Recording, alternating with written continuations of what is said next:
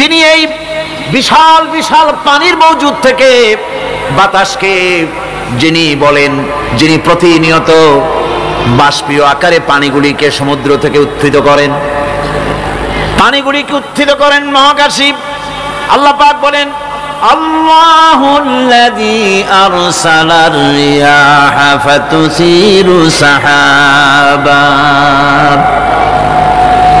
বাষ্প হয়ে পানিগুলি আকাশে উত্থিত হয় এবং মহাকাশে যাওয়ার পর এই পানিগুলি, লবণাক্ত পানিগুলি আল্লাহর মেশিনে সেগুলি মিষ্টি হয়ে যায়। জোরে কোন সুবহানাল্লাহ। পানিগুলি মিষ্টি হয়ে গেল। ওই মিষ্টি পানি আল্লাহ রাব্বুল আলামিন নাজিল করে দিলেন। এবার বৃষ্টি কণা কণা হয়ে পড়লো, ফোঁটা ফোঁটা বৃষ্টি। আল্লাহ খুঁজে দেখলেন বৃষ্টির ফোঁটাগুলি পৃথিবীর প্রতিটি কণা তালাশ করে তৃষ্ণার্ত কণাগুলিকে আল্লাহ পাক ভিজাই দিলেন। সেই জন্য তার নাম হলো রব। তিনি হচ্ছেন রব, প্রয়োজন মিটান। পানি সবচেয়ে প্রয়োজন বেশি, সেই পানি আল্লাহ পাক এভাবে সরবরাহ করলেন। জমিনের চারিদিকে নদী নালা রেখেছেন, জমিনকে আর্দ্র করেছেন, জমিনের ভিতরের পানি মিষ্টি করেছেন। টিউবওয়েল মারলে পরে, পাম্প করলে পরে ভিতর থেকে মিঠা পানি আল্লাহ পাক বের করে দেন। সুবহানাল্লাহ। এই মিষ্টি পানির ব্যবস্থা করেছেন। এরপরে তিনি ওই আল্লাহ পাক মিষ্টি পানির ব্যবস্থা করে বৃষ্টির মাধ্যমে পৃথিবীতে ফসল উৎপাদনের ব্যবস্থা করে দিলেন। পাক কোরআনে কারীমের মধ্যে বলেছেন, ওয়াজআলনা মিনাল মাই কুল্লা শাইইন হায়্য। পানি দ্বারাই আমি সব বস্তুকে সজীব রাখি। বৈশিষ্ট্যের দিক থেকে পানির রয়েছে অনেক গুণ, আশ্চর্য গুণ। পৃথিবীর ৭৫% হচ্ছে পানি। আকাশ থেকে অর্থাৎ চাঁদ থেকে যখন চাঁদে ভ্রমণকারীরা যখন ছবি তুলেছে, তো সেই ছবিতে ব্লু রং এসেছে বেশি, সবুজ এসেছে কম। সবুজ হলো গাছপালা, আর ব্লু হচ্ছে পানি। সমুদ্রের পানির রং হচ্ছে নীল। মানুষের শরীরের ভিতরে ৬০% পানি, গাছের মধ্যে রয়েছে পানি। পানি ছাড়া পৃথিবীর বাঁচার কোনো পথ নাই। আবার দেখেন, প্রচন্ড শীতের কারণে, ঠান্ডার কারণে যেসব এলাকায়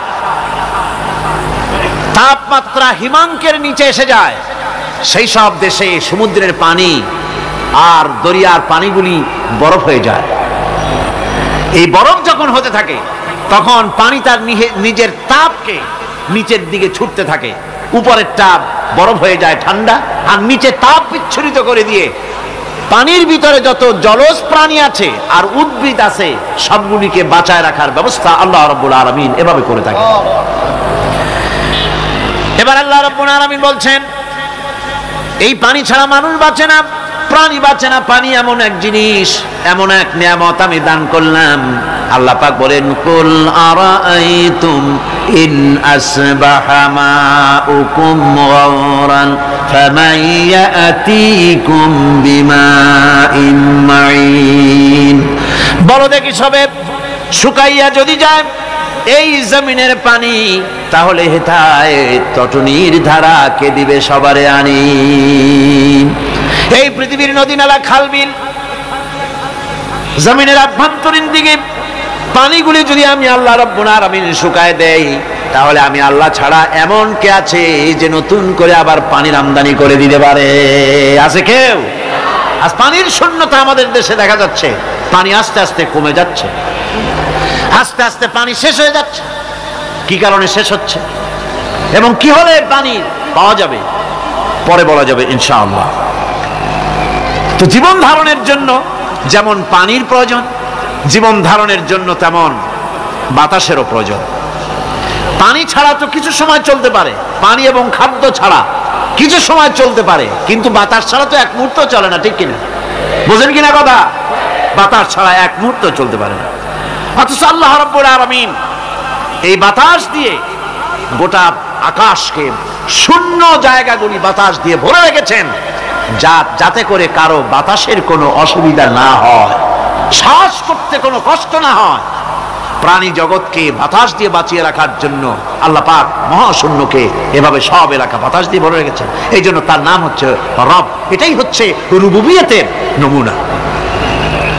আমার ভাইয়েরা, আল্লাহ রাব্বুল আলামিন পানি দিলেন, বাতাস দিলেন, খাদ্যের ব্যবস্থা করে দিলেন। শস্য শ্যামল এলাকায় আল্লাহ পাক সব জায়গাগুলিতে শস্য শ্যামল হোক অথবা উষর ধূসর মরুভূমি হোক, সারা পৃথিবী জুড়ে আল্লাহ রাব্বুল আলামিন খাবারের দস্তরখান বিছায় রেখেছেন। ওয়ামা মিন দাব্বাতিন ফিল আরদি ইল্লা আলাল্লাহি রিজকুহা।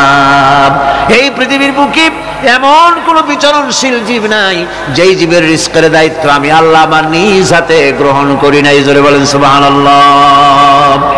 সব রিজেক আমি ছড়াই রেখেছি বিশ্বজুড়ে সর্বত্র। আল্লাহ পাক বলছেন ফালইয়ানজুরিল ইনসানু ইলা তাআমিহি আন্না সাবাবনাল মাআ সাব্বা সুম্মা শাকাকনাল আরদা শাক্কা ফাআমবাতনা ফিহা হাব্বা।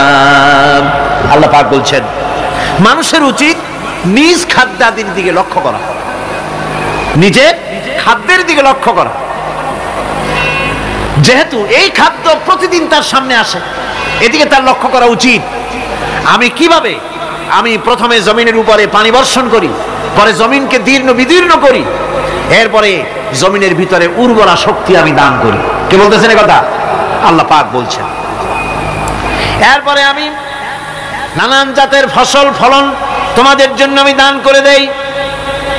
খাদ্যের দিকে নজর করতেই জন্য আল্লাহ পাক বলেছেন মানুষ চতুর্দিক থেকে তো চোখ ফিরাতে পারে, মুখ ফিরাতে পারে, কিন্তু খাদ্যের দিকে তার নজর করতেই হয়। সকালে, দুপুরে, বিকালে, রাত্রে সব সময় তার সামনে খাবার আছে। আল্লাহ পাক বলেন খাবারের দিকে একটু নজর করো, কেমন ভাবে কি সুন্দর করে খাবারগুলি তৈরি করে দিয়েছি, শুরু কিভাবে হলো, পরিপক্ক কিভাবে হলো, সেদিকে তোমরা লক্ষ্য করো। সে লক্ষ্য তো করা নাই, সমানে খায়, বিসমিল্লাহ বলেন, আলহামদুলিল্লাহ বলেন, পাইকারি দরে খাইতেই থাকে। আল্লাহ পাক বলছেন খাদ্যাদির দিকে লক্ষ্য করো। এই যে চাউল তোমরা খাচ্ছ, আটা খাচ্ছ, গম খাচ্ছ, মাছ খাচ্ছ, গোশ খাচ্ছ, তাম পৃথিবীর সমস্ত বিজ্ঞানীরা একত্রিত হয়ে একটা চাউল বানাইতে পারবে? জোরে কোন পারবে? না পারবে। পারবে প্লাস্টিকের চাউল খাবে আর কলেরা হয়ে মরবে। পৃথিবীর সমস্ত বিজ্ঞানীরা একত্রিত হয়ে একটি চাউল বানাতে পারবে না, একটা ডিম বানাতে পারবে না। পারবে একটা ডিম বানাতে? পারবে না। বিজ্ঞানীদের প্রশংসা আমরা করি, হ্যাঁ করি, বিজ্ঞানীরা অনেক কিছু বিশ্বকে উপহার দিয়েছে, কিন্তু মূল রবের কাছে আমরা যাই না, তাকে চিনতেও পারি না, সেখানে যাই না। বিজ্ঞানীরা কি করেছে? আল্লাহর বানানো জিনিসগুলি তারা ডিজাইন করেছে। ডিজাইন করতে তো নিষেধ নাই, আর ডিজাইন করাই যায়, সৃষ্টি করতে পারে না। বিজ্ঞানীরা সৃষ্টি করে নাই, ডিজাইন করেছে। কিরকম? আল্লাহ পাক চাউল তৈরি করেছেন। চাউল তৈরি করেছে কে? বলেন না সবাই। এখন আপনারা সেই চাউল দিয়ে পিঠা বানান, পায়েস বানান, সেই চাউল দিয়ে ভাপা পিঠা, আরো কি যেন খায় চট্টগ্রামে রস দিয়া, ওটাকে কি কয়? দই পিঠা নাকি? ধোঁয়া পিঠা। এইভাবে করে আপনি ডিজাইন তৈরি করছেন। আটা দিচ্ছে, আল্লাহ পাক আটা তৈরি করেছেন, গম দিয়েছেন, এই আটা দিয়ে গোলগোল্লা তৈরি হচ্ছে, এর দ্বারা রুটি তৈরি হচ্ছে, এর দ্বারা অসংখ্য রকমের সিমাই টিমাই ইত্যাদি দিয়ে, লাচ্ছা সিমাই, নানান রকমের সিমাই আপনি ডিজাইন করেন, অসুবিধা নাই। আল্লাহর তৈরি করা কাঠ দিয়ে ফার্নিচার তৈরি হচ্ছে, টেবিল হচ্ছে, চেয়ার হচ্ছে, গোষ্ঠী শুদ্ধ হচ্ছে। আল্লাহর তৈরি করা লোহা দিয়ে মাইক হচ্ছে, স্ট্যান্ড গান হচ্ছে, ব্রেন গান হচ্ছে, তারপরে প্লেন হচ্ছে। তাহলে আমি বলতে চাইলাম, বুঝাতে চাইলাম, সমস্ত জিনিস এর স্রষ্টা কে? জোরে বলেন কে? বিজ্ঞান শুধু এগুলিকে এক জায়গায় করে অ্যাসেম্বল করেছে, এগুলিকে এক জায়গায় করে এক একটা রূপ দিয়েছে। এখানে বিজ্ঞানের কৃতিত্ব আছে ঠিক, কিন্তু আপনারাই বলেন লোহা যদি আল্লাহ তৈরি না করতেন এই মাইক তৈরি হতো? রাইফেল তৈরি হতো? আর রাইফেল যদি নাই হতো তাহলে কারাগারের বন্দীগুলো মারতেন কি দিয়া? রাইফেল যদি না হতো যুদ্ধ করতেন কি দিয়ে? ঠিক কিনা? যত মারামারি ইত্যাদি যা কিছু হচ্ছে, তো শুধু মারামারির জন্যই তো আল্লাহ লোহা বানান নাই। লোহার সবচাইতে বড় প্রয়োজন হচ্ছে জমিন কর্ষণ করা, জমিন চাষ করা। এই জমিন চাষের জন্য লাঙ্গল দরকার, শাবল দরকার, খন্তা দরকার, কোদাল দরকার। এই লোহার দামকেও আল্লাহ পাক এত লোহা বেশি দিয়েছেন, যার জন্য লোহার দাম কম। সোনা কম দিয়েছেন যেহেতু সোনার প্রয়োজনীয়তা কম, লোহার প্রয়োজনীয়তা বেশি, এই জন্য লোহা বেশি দিয়েছেন, দামটা কমে গেছে, যার জন্য আপনার আমার জন্য কিনে ব্যবহারটা সহজ হয়েছে। কথা ঠিক কিনা বন্ধুগণ? আল্লাহ রাব্বুল আলামিন এইভাবে করে মানুষের রুবুবিয়াতটা, আল্লাহ পাকের রুবুবিয়াত হচ্ছে এই, তিনি মানুষকে সুন্দর করে সৃষ্টি করে যা কিছু প্রয়োজন সবকিছু খাওয়াচ্ছেন, দিচ্ছেন। সে আল্লাহ পাক প্রশ্ন করছেন, কুল মান ইয়ারযুকুকুম মিনাস সামাই ওয়াল আরদ আম্মান ইয়ামলিকুস সামআ ওয়াল আবসারা ওয়া মান ইয়াখরুজুল হাইয়্যা মিনাল মাইয়িতি ওয়া ইউখরিজুল মাইয়িতা মিনাল হাইয়্য। আকাশের প্রশস্ত বুক থেকে এবং জমিনের এই প্রশস্ত বুক থেকে কে রিজিক, তোমাদের খাদ্যকে উৎপাদন করে? কে নির্জীব থেকে সজীবকে বের করেন, আর কে সজীবকে নির্জীবে পরিণত করেন? তিনি কে? তিনি হচ্ছেন আল্লাহ পাক। আল্লাহ পাক বলছেন, এই প্রশ্ন যদি তাদেরকে করা হয় তো তারা কি বলবে? আল্লাহ পাক বলেন, ওয়ামান ইউদাব্বিরুল আমরা ফাসায়াকুলুনা আল্লাহ ফাকুল আফালা তাত্তাকুন। হে নবী, এদেরকে প্রশ্ন করুন, এদেরকে যদি প্রশ্ন করা হয় এই পৃথিবীর সুন্দর পরিচালনা পদ্ধতি কে করেন, তাহলে তারা এক কথায় বলবে, নিজের থেকেই বলবে আল্লাহ। কে করছেন সবকিছু? আল্লাহ। আল্লাহ পাক বলেন, নবী তাহলে তাদেরকে বলেন, এ কথা জানার পর, এ কথা বোঝার পরেও কেন তারা ঔদাসীন্যতা দেখাচ্ছে, কেন তারা গাফিল হয়ে যাচ্ছে, কেন তারা আল্লাহ পাককে ভয় করে তার পথের অনুসারী হচ্ছে না? যে আল্লাহ রাব্বুল আলামিন এত কিছু করছেন, তিনি তার পরিচয় সম্পর্কে বলে দিচ্ছেন, ফাযালিকুমুল্লাহু রাব্বুকুমুল হক ফামাযা বা'দাল হক ইল্লাদ দালাল। নিশ্চয়ই এসবের মূলে রয়েছেন তোমাদের রব, আমাদের আল্লাহ, আমাদের রব। সুতরাং উজ্জ্বল সত্য প্রকাশিত হওয়ার পর গোমরাহি ছাড়া আর কিছুই বাকি থাকে না। সুতরাং যারা সত্যের পথের অনুসরণ করতে চায়, রবকে চিনতে হবে, আল্লাহ পাককে জানতে হবে এবং তাকে অনুসরণ করতে হবে, তাকে রব হিসাবে চিনতে হবে।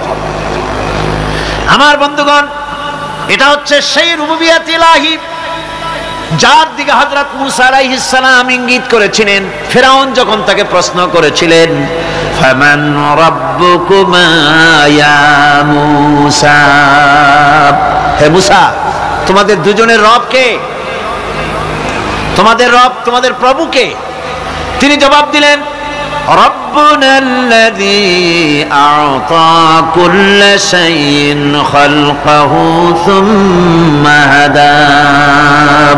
রব হচ্ছেন আমাদের তিনি, যিনি নাকি আমাদের প্রতিপালক, আমাদেরকে সৃষ্টি করেছেন এবং আমাদেরকে হেদায়েত দিয়েছেন, সঠিক পথের দিশা দিয়েছেন। এখানে হেদায়েত হচ্ছে, এখানে হেদায়েত শব্দের অর্থ হচ্ছে সৃষ্টি শুধু করেন নাই, তাকে চলা, তার খাদ্য অনুসন্ধানে, তাকে বেঁচে থাকার সবকিছুর উপকরণ, এর কমন সেন্স, এর সাধারণ জ্ঞান আল্লাহ পাক তার সাথে দিয়েছেন। তিনি হচ্ছে রব। আচ্ছা, একটা দৃষ্টান্ত দেই। এই হেদায়েতটা কি? এই হেদায়েতটা হচ্ছে, আপনাদের বাড়িতে যদি কারো বিড়াল থাকে, বিড়াল, বিড়াল বোঝেন তো না? কি বলে এখানে? বিড়াল, বিলাই নাকি বলে? বিড়াল। এই বিড়াল যদি আপনাদের কারো বাড়িতে থাকে, তো বিড়ালের প্রসবকালীন অবস্থা দেখবেন, বিড়ালের প্রসব হবে, বাচ্চা দেবে। বিড়াল তখন ঘরের মধ্যে পেরেশান হয়ে ঘুরতে থাকে, একটা নিরাপদ জায়গা খোঁজে, একটা নিরাপদ জায়গা খোঁজে। প্রসব করার 2-3 দিন আগের থেকে খুঁজতে থাকে তার জন্য নিরাপদ জায়গা কোনটা। এরপরে খুঁজতে খুঁজতে প্রসবের দিন সে সত্যিকারের ঘরের মধ্যে সবচেয়ে কোনা কানা জায়গা যেটা, সেই রকমের একটা নিরাপদ জায়গা সে বেছে নিল। এরপরে বাচ্চা হলো। বাচ্চা হওয়ার পর এই বাচ্চার উপরে কেউ যেন আক্রমণ না করে, শত্রু যেন তার জায়গাটিতে না আসে, এই জন্য বাচ্চাটার তো হাত দিয়ে মায়ের মতো কোলে নিতে পারে না, সে আস্তে করে ঘাটটা কামড়ায় ধরে যাতে করে বাচ্চা ব্যথা না পায়। ওইভাবে করে ঘাট কামড়ায় ধরে আজকে এই সিঁড়ির নিচে, কালকে ওই খাটের নিচে, পরশুদিন এই আলমারির কোনায়, এইভাবে বাচ্চাগুলি সরায় সরায় রেখে বাচ্চাকে প্রতিপালন করে। এই বিড়াল হেদায়েত দিলটা কে? যিনি দিলেন তার নাম রব। তিনি হচ্ছেন রব্বুল আলামিন। সন্তান প্রতিপালনের ব্যবস্থা শুধু দুনিয়ার মানুষকেই দেন নাই, প্রাণী জগৎকেও দিয়েছেন। সুবহানাল্লাহ। বলেন বলেন, মুরগির বাচ্চা হলো, ডিমের থেকে বাচ্চা বেরোলো, এই বাচ্চাগুলি হয়েছে গতকাল, আজকে বাচ্চাগুলি আদার খাচ্ছে মায়ের সাথে। হঠাৎ করে একটা চিল এলো আর ওর মা একটা সিগন্যাল মারলো, সাথে সাথে বাচ্চাগুলি দৌড়াইয়া এমন পলান দিল, আপনি তো ভালো একাদশীর বাপেও তালাশ করে পাবে না যে মুরগির বাচ্চা পলাইলো কই। এখন ওই বাচ্চাটিকে এই সিগন্যাল সম্পর্কে কে অবহিত করলো যে এইরকম একটা আওয়াজ শুনলে এটা ভীতির আওয়াজ, এটা সাইরেন, এটা বিপদ সংকেত, এটা ডেঞ্জার সিগন্যাল, এটা শুনলে দেখলে তাড়াতাড়ি করে আত্মগোপন করবা। কে শিখাইলো? কে শিখাইলো? আল্লাহ পাক শিখাইছেন। এখন এক শ্রেণীর বুদ্ধিজীবী তারা আবার উল্টা কথা কয়। তারা বলে কি? তারা বলে যে মুরগি বাচ্চা, এই বাচ্চা যে দৌড় মারলো, এখানে আল্লাহ এইসব কিছু নাই, নাউযুবিল্লাহি মিন যালিক। তো এখানে কি আছে? কয় যে এখানে বিষয়টা হলো এই যে এই মুরগি আর মোরগ, ওর বাপ মা, এই দুজনের মধ্যে আছে চিলের ভয়, আছে শিয়ালের ভয়। ওই ভয় ওদের মধ্যে ছিল, এই মা বাপের ক্রসের মাধ্যমে বাচ্চা আসছে, কাজী ওই ভয়, বাপের যদি কোনো রোগ থাকে, মায়ের রোগ থাকে, তো এগুলি তো বাচ্চার মধ্যেও ঢোকে। তো ভয় হোক, সুখ হোক, দুঃখ হোক, এই অনুভূতি স্বাভাবিক প্রক্রিয়ার মাধ্যমে বাচ্চার মধ্যে ঢুকছে, আর সিল দেখে আওয়াজ শুনে সে আত্মগোপন করেছে।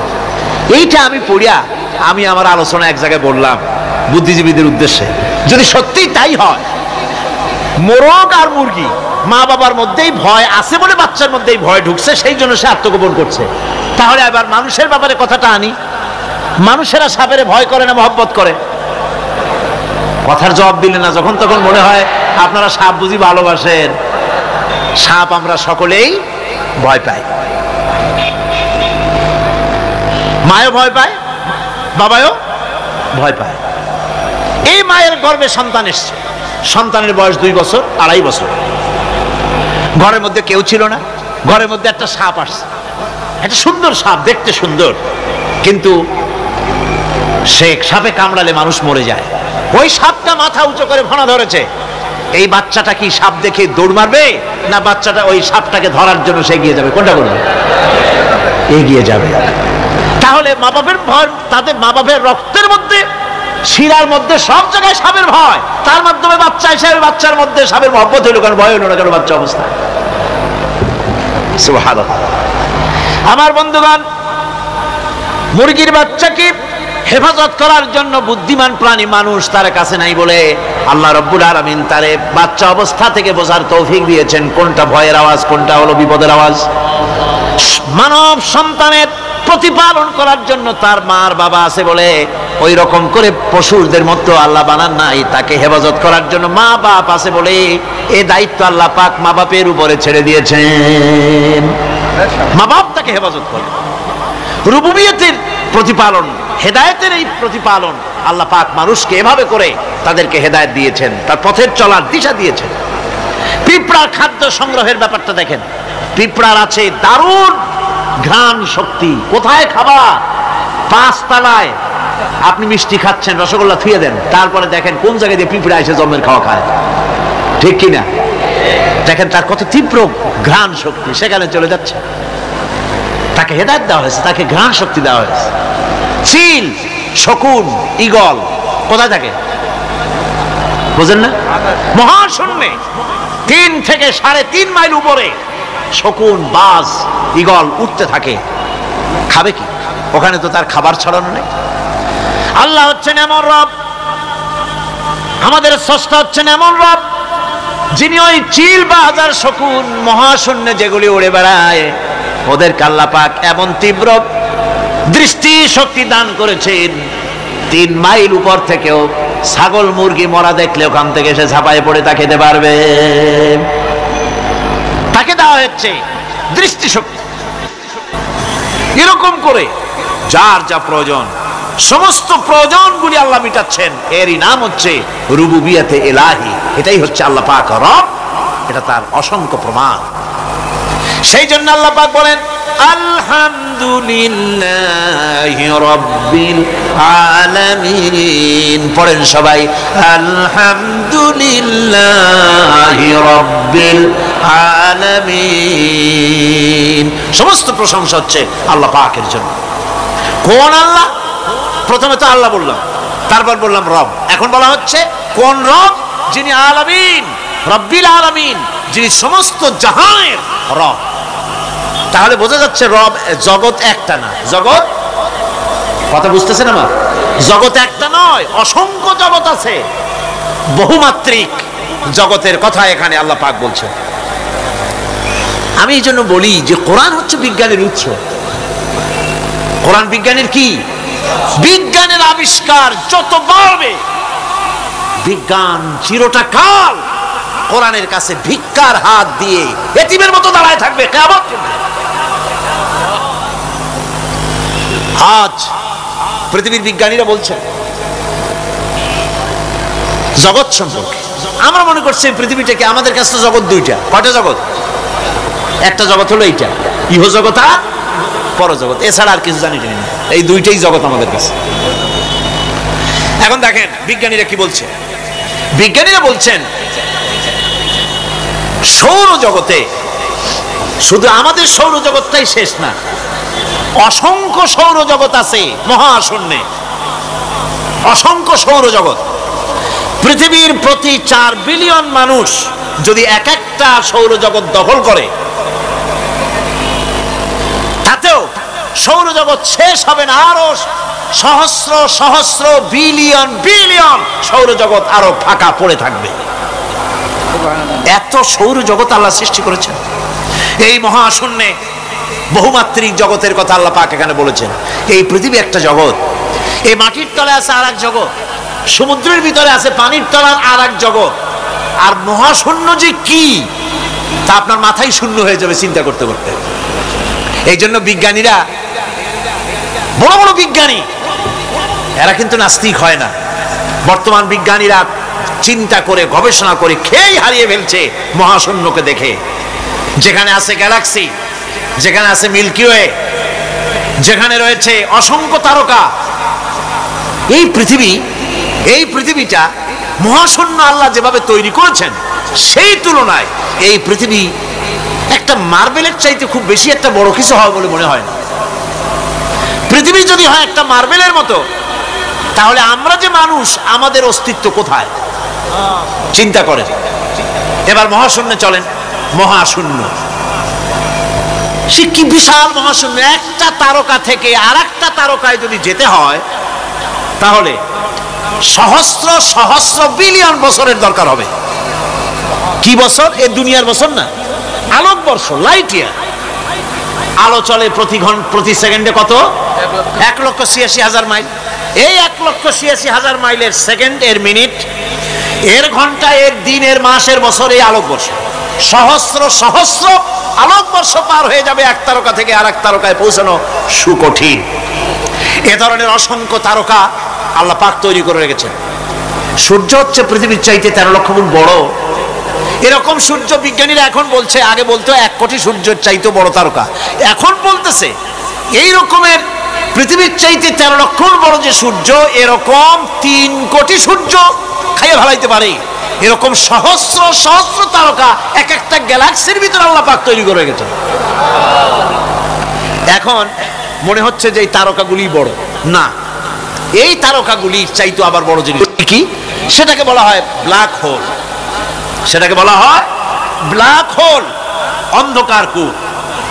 ব্ল্যাক হোল আবার ম্যানহোল বুঝবেন না, কিন্তু ম্যানহোলের ঢাকনা চুরি হয় যেমন। তবে একটা দৃষ্টান্ত আপনি বুঝতে পারেন, রাস্তায় রাস্তায় যেমন অসংখ্য ম্যানহোল আছে, ওই রকম করে মহাশূন্যে অসংখ্য ব্ল্যাক হোল আছে, একটা দুইটা না, অসংখ্য। এই ব্ল্যাক হোল আবার দেখা যায় না, অদৃশ্য ব্ল্যাক হোল। এই ব্ল্যাক হোলগুলো কি? এগুলি কোরআনে কারীমের মধ্যে আল্লাহ পাক বলেছেন, ফালা উকসিমু বিমাওয়াকিন নুজুম, ফালা উকসিমু বিমাওয়াকিন নুজুম, শপথ সেই পতন স্থানের যেখানে নক্ষত্র সমূহ ধ্বংস হয়ে যায়, ধ্বংসপ্রাপ্ত হয়, কসম সেই স্থান সময়ের। সুবহানাল্লাহ। এই অন্ধকার কূপের, এই অন্ধকূপের কসম করছেন আল্লাহ পাক। সে অন্ধকূপটা কি?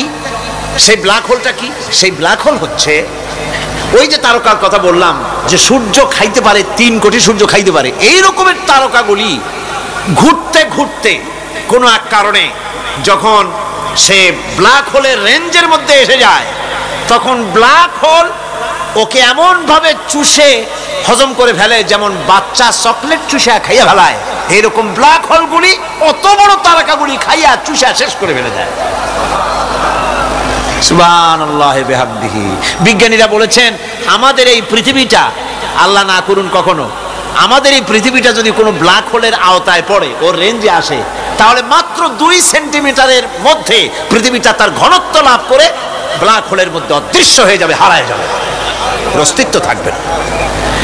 আল্লাহ পাক, আশ্চর্য লাগে আমার বিজ্ঞানের বইপত্র যখন পড়ি, আমার কাছে আশ্চর্য লাগে 1400 বছর আগে নবী কোনো বিজ্ঞানাগারে পড়াশোনা করেন নাই, কোন সায়েন্স নিয়ে রিসার্চ করেন নাই, সেই নবীর মুখ থেকে এমন বিজ্ঞানময় কোরআন আল্লাহ বের করালেন যে আজকের পৃথিবীর মডার্ন যুগের বিজ্ঞানীরা কোরআনের কাছে এতিম হয়ে দাঁড়ায় আছে।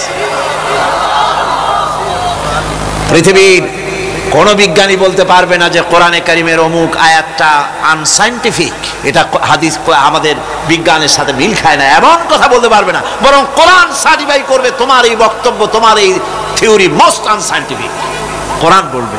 ওরা বলতে পারবে না যে আয়াতটা আনসাইন্টিফিক। সুতরাং কোরআন হচ্ছে মহান বিজ্ঞানময়, কোরআন হচ্ছে আল্লাহ পাকের দেওয়া এক মহান বিধান, যে কোরআনের কারণে আল্লাহ পাক আমাদেরকে হেদায়েত দান করেছেন। সুতরাং এই কোরআন হচ্ছে, কোরআনের মধ্যে যা আছে, গোটা কোরআনে যা আছে সব সূরা ফাতিহায় আছে। সুবহানাল্লাহি বিহামদিহি। কুল ইন কুনতুম তুহিব্বুনাল্লাহ ফাত্তাবিউনি ইউহিব্বুকুমুল্লাহ ওয়া ইয়াগফির লাকুম যুনুবাকুম ওয়াল্লাহু গফুরুর রহিম। নবী বলুন, তোমরা যদি আল্লাহকে ভালোবাসো, মুমিনদেরকে শোনানো হচ্ছে, শোনো, তোমরা যদি আল্লাহকে ভালোবাসো, ফাত্তাবিউনি, ও নবী আপনি বলে দেন যে তাহলে আমার অনুসরণ করো। কার অনুসরণ? নবীর। কার অনুসরণ? নবীর অনুসরণ। আল্লাহরে যদি ভালোবাসো, এ দাবি যদি সত্য হয়, আমার অনুসরণ করো। আর আমার অনুসরণ যদি করো, আল্লাহ পাক বলেন নবী শুনায় দেন, আপনার অনুসরণ যারা করবে আল্লাহ তাদেরকে ভালোবাসবেন, আর শুধুই ভালোবাসবেন না, তামাম জিন্দেগির সকল গুনাহ খাতা রব্বুল আলামিন মাফ করে দিবেন। জীবনের সব গুনাহ মাফ হয়ে যাবে যদি হুজুরের অনুসরণ করা যায়। বিশ্বকবি, কবি সম্রাট আল্লামা ইকবাল রহমাতুল্লাহ আলাইহি বলেছেন, কি মোহাম্মদ সে वफा तूने तू हम तेरे हैं, ये जहां चीज ही क्या लोहो कलम तेरे हैं। মুহাম্মদ সাল্লাল্লাহু আলাইহি ওয়াসাল্লামের সঙ্গে মোহাব্বত জুড়ে দাও, আকাশ আর জমিন তো দূরের কথা, লৌহ কলম পর্যন্ত আমি আল্লাহ তোমার জন্য করে দেব। তুমি মুহাম্মদের হয়ে যাও সাল্লাল্লাহু আলাইহি ওয়াসাল্লাম, তার অনুসরণ করো, তার অনুকরণ করো জীবনের সব ক্ষেত্রে। ভাইরা আমার, তিনি হচ্ছেন আদর্শ। ভালো করে শুনুন, এই পৃথিবীতে কোন পীর সাহেব, কোন খাজা বাবা, কোন মাওলানা সাহেব, কার অন্ধ অনুকরণ করা যাবে না। যাবে চোখ বুঝে, চোখ বুঝে, বিনা প্রশ্নে, বিনা তর্কে যার অনুসরণ করতে হবে তিনি হচ্ছেন মুহাম্মদ রাসূলুল্লাহ সাল্লাল্লাহু আলাইহি ওয়াসাল্লাম। বিনা প্রশ্নে। কোন পীর সাহেব বললেন সকালবেলায় 10,000 বার আল্লাহু আল্লাহু করো, আল্লাহ আল্লাহ আস্তে হু জোরে, অথবা লা ইলাহা ইল্লাল্লাহ 500 বার জিকির করো, লা ইলাহা আস্তে ইল্লাল্লাহ জোরে। আর ইল্লাল্লাহ কোন কোন মুরিদরা তো এত জোরে করে তাতে কলব থাকলেও পারে গেলেও পারে। আপনি ওই পীর সাহেবের কথা মতো এই জিকির করবেন, আপনাকে দেখতে হবে রাসূল পাক সাল্লাল্লাহু আলাইহি ওয়াসাল্লাম এইরকম জিকির করেছেন কিনা। ঠিক কিনা বলেন? সাহাবায়ে কেরাম রিদওয়ানুল্লাহি তাআলা আলাইহিম আজমাইন তারা এরকম জিকির করেছেন কিনা। যদি রাসূল এরকম জিকির করে থাকেন, সাহাবায়ে কেরাম এরকম জিকির করে থাকেন, অবশ্যই সেই জিকির আমরা করব। ঠিক কিনা? অন্ধভাবে কাউকে গ্রহণ করব না।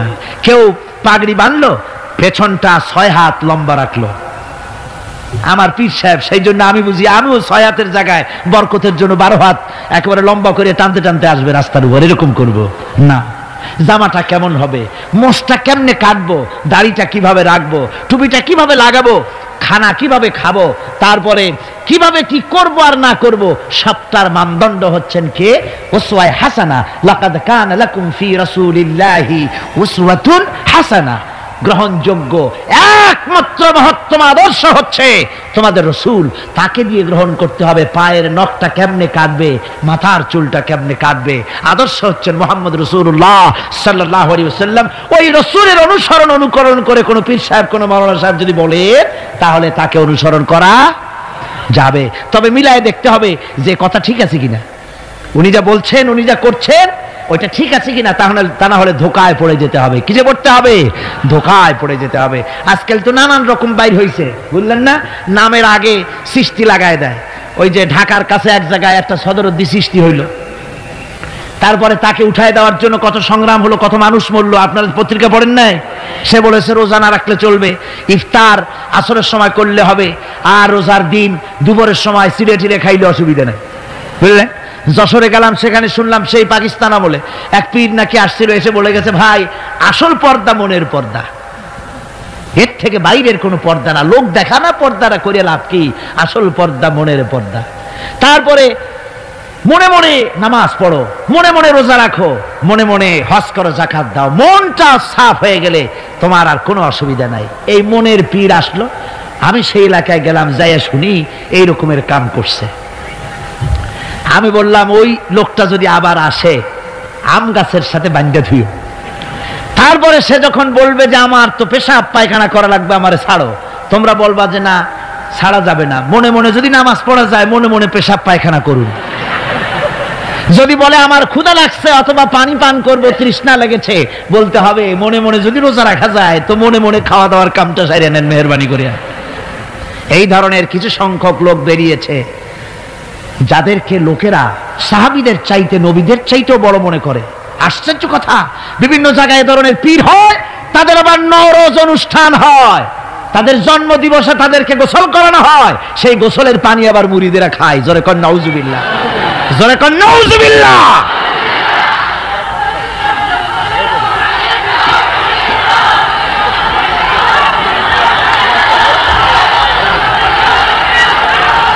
আমার ভাইয়েরা,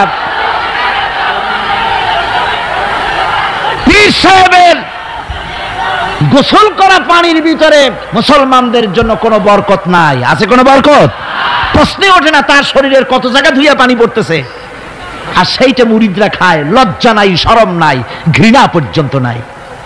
খুলনার এক এলাকা আছে এক পীর সাহেব, তার মুরিদরা তার পায়ের বুড়ো আঙ্গুল চষে, চুষতে চুষতে প্রায় ঘা বানায় ফেলেছে। তা আমি মুরিদদের জিজ্ঞেস করলাম যে তোমরা এরকম পা আঙ্গুল চষো কেন? কয় যে হুজুরের মারেফত পায়ের আঙ্গুল দিয়ে পেটের মধ্যে ঢুকবে, সেই জন্য। কি ধরনের খোরাফাত, কি বিদআত!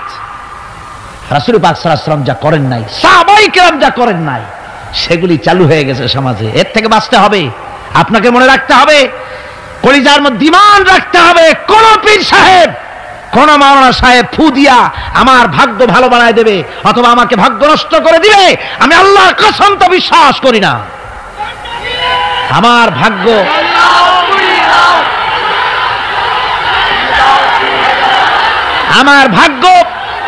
আমার তাকদীর ভালো বা খারাপ, এ সবটা হতে পারে আল্লাহর পক্ষ থেকে। কার পক্ষ থেকে? জোরে বলেন, কার পক্ষ থেকে? আল্লাহর পক্ষ থেকে হতে পারে। সুতরাং আজকে আমাদের দেশে বহুত নকল পেরিয়ে গেছে। পীর মুরিদি একসময় খুব ভালো ছিল, কিন্তু যে জিনিস যত ভালো তার নকল বেরোয় তত তাড়াতাড়ি। তবে আলহামদুলিল্লাহ, আলহামদুলিল্লাহ কিছু হাক্কানি পীর এখনো আছে, যারা সমাজের কাজ করেন, যারা ওইভাবে কদম বুঝি নেওয়ার জন্য পা আগ বাড়ায় দেয় না। কথা বুঝতে পেরেছেন? মানুষকে সর্বনাশ করে না, বরং তাদের ইলম আছে, ইলমের দ্বারা মানুষের কাছে হেদায়েতের কথা শোনায়, সমাজ গঠনমূলক কাজ করে, আল্লাহর কোরআন প্রচার করে। এ ধরনের লোক আছে, তবে এদের সংখ্যা কম। ঠিক কিনা কম? এদের সংখ্যা কম। এরা বিভিন্ন জায়গায় মাজার তৈরি করেছে, মাজারাত তৈরি করেছে। একটা দুইটা মাজারে না, বহুত মাজার, গাড়ি বাস সব থামাইয়া তারপরে তাদের কাছ থেকে, মানুষের কাছ থেকে পয়সা কালেকশন করা হয়। ঠিক কিনা? এই যে পয়সা কালেকশন করা হলো, আমি জিজ্ঞেস করি এই টাকাগুলো যে কালেকশন করা হলো, দেওয়া হলো, এই টাকা দিয়ে কবরে যে শোয়া আছে, ওই টাকা দিয়ে তিনি কি কোনো ফায়দা পান? টাকা দরকার কার? জীবিত মানুষের না মরা মানুষের? তো কমন সেন্স নাই কেন মুসলমানের? যিনি ইন্তেকাল করেছেন, মাটির মধ্যে শুয়ে আছেন, তারে টাকা দেই কেন? উনি কি এই কমলার সিজনে কমলা কিনে খাবেন? তো টাকাটা কেন দেওয়া হয়? এই আপনার টাকা দিয়া এই মাজারকে যারা পাহারা দেয় তারা অনেক বড় লোক হয়ে গেছে, ঠিক কিনা? আবার অনেক মাজার আছে যে মাজারে কেডা শোয়া তা মাজারের পাহারাদারও জানে না। এরকম আমি নিজেও দেখেছি। জিজ্ঞেস করেছি যে কবর কার, কত তা তো জানি না। একজন আল্লাহর মাহবুব বান্দা শুয়ে আছে এখানে। কে সেই মাহবুব বান্দা? নাম টাম জানি না, স্বপ্নের মধ্যে দেখলাম আল্লাহর এক অলির কবর এখানে, সেই জন্য গম্বুজ বানাই দিছি।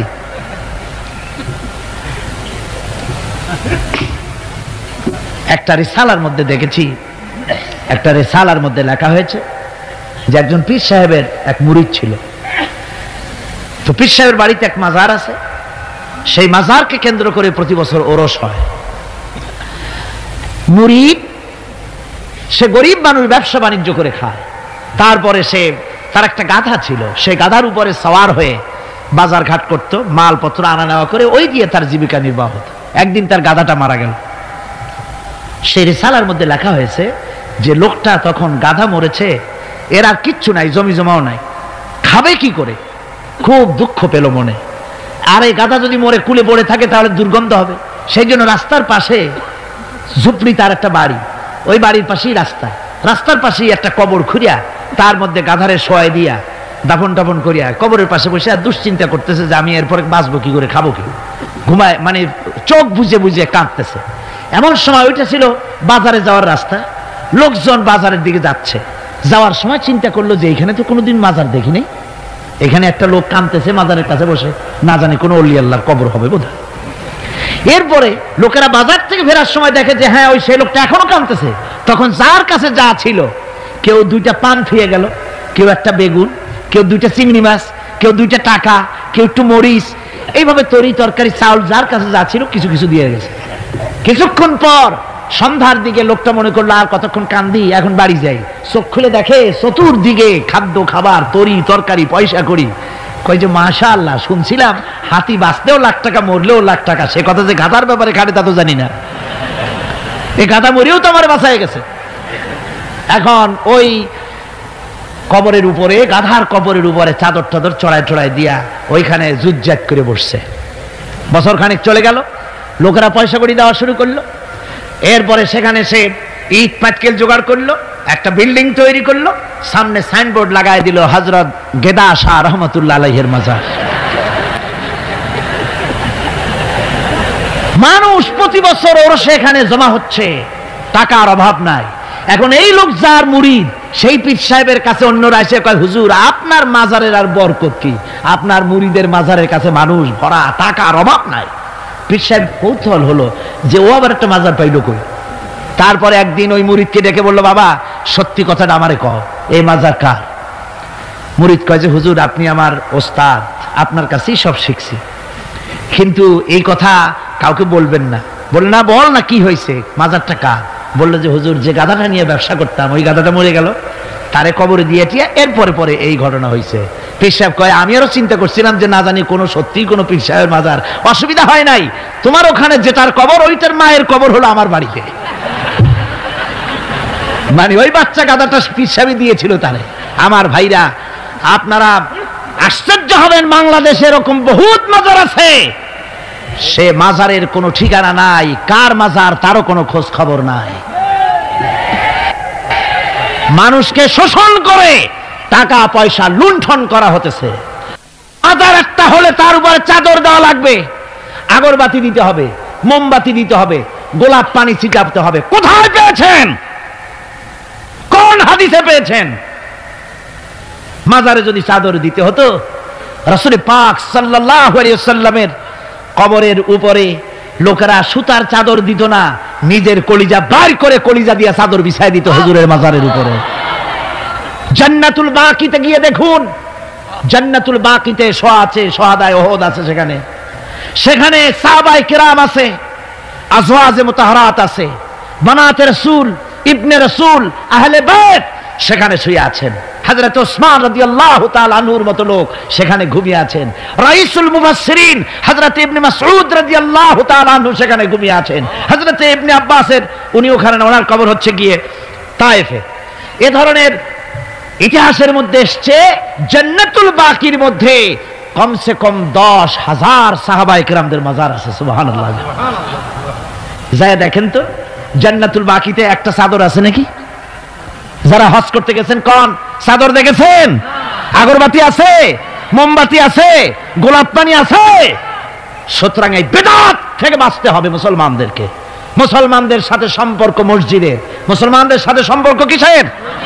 অবশ্যই মাজারের সাথে সম্পর্ক নয়। মাজারের সাথে সম্পর্ক শুধু এতটুকু, আল্লাহর ওলিদের মাজারকে ঘেরাও দিয়ে সুন্দর করে রাখুন যাতে করে অপবিত্র না হয়। লোকেরা কেউ যদি আসে জিয়ারত করার সুযোগ পায়, শিরক বিদআত থেকে মুক্ত হয়ে এতটুকুন করা যেতে পারে।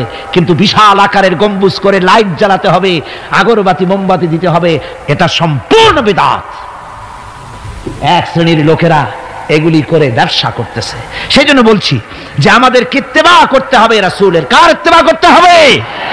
যারা রাসূল করেন নাই, যা সাহাবায়ে কেরাম করেন নাই, তা আমরা করতে পারি না। এই জন্য আমার মুসলমান ভাইয়েরা, আল্লাহর প্রতি ঈমান, রাসূলের প্রতি ঈমান। ঈমানের অর্থ হলো আল্লাহর নবীর যে কথাগুলি তিনি বলে গিয়েছেন তার ওসওয়াকে ধরে রাখা, রাসূলের আদর্শ দিয়ে পায়ের নখকাটা থেকে শুরু করে মাথার চুল পর্যন্ত গ্রহণ করতে হবে। নবী মুহাম্মদ রাসূলুল্লাহ সাল্লাল্লাহু আলাইহি ওয়াসাল্লামের তিনি যেভাবে যা করেছেন তার উল্টা পাল্টা একটাও করা যাবে না, সব করতে হবে কার কথা মতো? রাসূল পাক সাল্লাল্লাহু আলাইহি ওয়াসাল্লামের কথা মতো। রাসূলের প্রতি ঈমান এর অর্থ হলো তিনি হচ্ছেন আইনদাতা। তিনি আইন ও বিধান দিয়েছেন আল্লাহর পক্ষ থেকে। আইন ও বিধান কার পক্ষ থেকে দিয়েছেন? আল্লাহর পক্ষ থেকে। তিনি যে বিচার করেছেন সেই বিচারক হিসাবে তাকে গ্রহণ করতে হবে। তিনি যে বিধান দিয়েছেন সেটাই মানতে হবে। তিনি শাসক ছিলেন, তিনি রাষ্ট্রপতি ছিলেন, তিনি সব ছিলেন, সকলের জন্য তিনি আদর্শ। তিনি যুবকের আদর্শ, তিনি নানার আদর্শ, তিনি স্বামীর আদর্শ, তিনি পিতার আদর্শ, তিনি রাষ্ট্রপতির আদর্শ, তিনি সেনাপতির আদর্শ, তিনি শ্রমিকের আদর্শ, তিনি সকলেরই আদর্শ। ঠিক কিনা কন? সকলের আদর্শ। রাসূলের ফয়সালা প্রত্যেকটি উম্মতকে মানতে হবে। একবার একজন মুসলমান আর একজন ইহুদি রাসূলের কাছে গিয়ে উপস্থিত হলেন। ইহুদি গিয়ে নালিশ করলো হুজুরের কাছে মুসলমানের বিরুদ্ধে। হুজুর সাল্লাল্লাহু আলাইহি ওয়াসাল্লাম সে নালিশ শুনে তিনি ফয়সালা দিলেন ইহুদির পক্ষে। মুসলমান ব্যক্তি অসন্তুষ্ট হয়ে গেল। তিনি চলে গেলেন হযরত ওমরের কাছে, গিয়ে বললেন, ভাই ওমর, একটা জিনিসের বিচারের সানি করার জন্য আপনার কাছে এসেছি। কি সানি? বলে যে মুহাম্মদ সাল্লাল্লাহু আলাইহি ওয়াসাল্লামের কাছে গিয়েছিলাম, তিনি এই বিচারটা করলেন, আমি মুসলমান, নামাজ পড়ি, চাঁদা দিই, জিহাদে যাই, আর আমার পক্ষে রায় না দিয়ে রায় দিলেন তিনি ইহুদির পক্ষে। আপনি মেহেরবানি করে বিচারের সানিটা করে দেন। হযরত ওমর বলছেন, অবশ্যই আমি সানি করব, বসো। হযরত ওমর ঘরে চলে গেলেন। ঘরের ভিতর থেকে একটা তরবারি নিয়ে এলেন। তরবারিকে খাপ মুক্ত করে তিনি বললেন, আল্লাহর বান্দা, যে ব্যক্তি মুহাম্মদ রাসূলুল্লাহ সাল্লাল্লাহু আলাইহি ওয়াসাল্লামের ফয়সালা করে দেওয়ার পর তার ফয়সালার সানি করতে আসে, ওর সানিটা, ওর ফয়সালাটা এরকম করে করে দিতে হয়। তরবারি দিয়ে আঘাত দিলেন, লোকটি দুই টুকরা হয়ে পড়ে গেল। আমার বন্ধুগণ, সারা এলাকায় সারা পড়ে গেল, মুসলমান, হযরত ওমর মুসলমান হত্যা করেছেন। তার ওই নিহত ব্যক্তির আত্মীয় স্বজনরা দিয়ত দাবি করতে এলো। আল্লাহ রাসূলের কাছে আল্লাহ পাক জানিয়ে দিলেন যে এই লোক হযরত ওমর কোন মুসলমান হত্যা করেনি, হযরত ওমর যাকে হত্যা করেছে সে ব্যক্তি মুনাফিক। সে ব্যক্তি কি? মুনাফিক। অর্থাৎ হে রাসূল, আপনি ফয়সালা দেওয়ার পর সেই ফয়সালা যে মানে না, দ্বিধাদ্বন্দ্বে ভোগে, ওই ফয়সালা গ্রহণ করতে রাজি হয় না, সে মুমিন নয়, মুসলমান হিসেবে দাবি করতে পারে না, তার জমিনে বেঁচে থাকার অধিকারও সে হারিয়ে ফেলে। আমার মুসলমান ভাইরা, আল্লাহ রাব্বুল আলামিন আমাদের জন্য এভাবে করে তিনি আমাদের রাসূল পাক সাল্লাল্লাহু আলাইহি ওয়াসাল্লামকে দিয়েছেন, উসওয়া করে দিয়েছেন। তার ইতাআত করা, তার আনুগত্য করা দুনিয়াবাসীদের জন্য ফরজ করে দেওয়া হয়েছে। আল্লাহ রাব্বুল আলামিন বলেন, ওমা আরসালনা মির রাসূলিন ইল্লা লিয়ুতা'a বিইذনিল্লাহ। আমি যে রাসূল পাঠিয়েছি তাদের আনুগত্য করতে আমি বাধ্য করে দিয়েছি। তাদের আনুগত্য শুধু এই জন্যই করতে হবে লোকদেরকে, যেহেতু তারা নির্দেশ করেন আল্লাহর হুকুম অনুযায়ী। আল্লাহর নির্দেশ অনুযায়ী নবীদের আনুগত্য সকলেরই করা লাগবে। মাইয়ুতির রাসূলা ফাকাদ আতা আল্লাহ।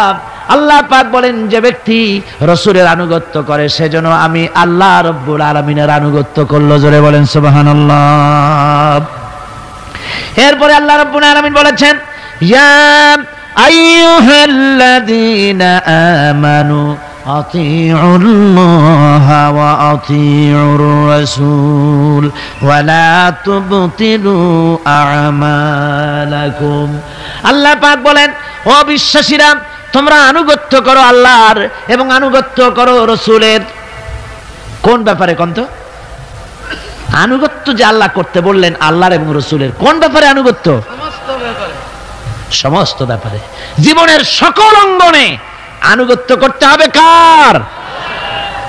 আমি দেখতে পাচ্ছি মাঝখান থেকে দুই একজন লোক হাঁটেন, আমি কিন্তু আগেই নিষেধ করেছি এই বেয়াদবি আল্লাহর হস্তে কেউ করবেন না। আপনার হাঁটার কারণে অন্য লোকেদের শোনার মধ্যে ডিস্টার্ব হয়, এই বেয়াদবি কেউ করবেন না। ভাইরা আমার, আল্লাহ এবং রাসূলের আনুগত্য করতে হবে জীবনের সকল ক্ষেত্রে।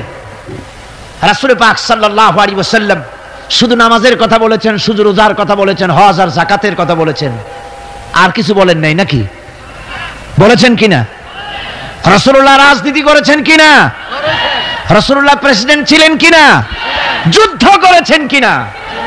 কিন্তু আজ আমাদের দেশে শুনতে হয় রাসূলের প্রতি ঈমানের অর্থ কি? ঈমানের অর্থ শুধু এতটুকু নয়, রবিউল আউয়াল মাস আসবে আর তোমপে লাখো সালাম, আর সারা বছর খোঁজ নাই। খুব সুন্দর করে দরুদ শরীফ, মিলাদ শরীফ পড়বেন, আর রাসূলের আইন অমর্যাদা হবে। রাসূলের আইন সংসদে থাকবে না, পার্লামেন্টে থাকবে না, কোর্ট কাছারি আদালতে থাকবে না। বলা হবে ধর্ম আর রাজনীতি আলাদা। রাসূলের প্রতি এই ঈমানের 4 পয়সা মূল্য নাই। আছে মূল্য? মূল্য নাই। রাসূলের প্রতি ঈমান কি? ঈমানটাই হলো রাসূল যা করেছেন, আমাদেরকে যেভাবে যা আদেশ করেছেন তাই আমাদের মানতে হবে। উম্মতের এটা দায়িত্ব। কিন্তু আমরা এমনই উম্মত, আমরা নিজেরা ফয়সালা করি নিজেদের। আমরা বলেছি ধর্ম আর রাজনীতি আলাদা। অবশ্য চট্টগ্রামে এই ধরনের কথা কেউ বলে না, বলে ধর্ম আর রাজনীতি আলাদা। জোরে কন নাউযুবিল্লাহি মিন যালিক। ধর্ম আর রাজনীতি আলাদা যারা বলে তারা হলো রাজনীতি ব্যবসায়ী। তারা কি ব্যবসায়ী? রাজনীতি ব্যবসায়ী। ওরা রাজনীতির ব্যবসা করে। जुदा हो जो दीन से सियासत रह जाती है चंगेजी।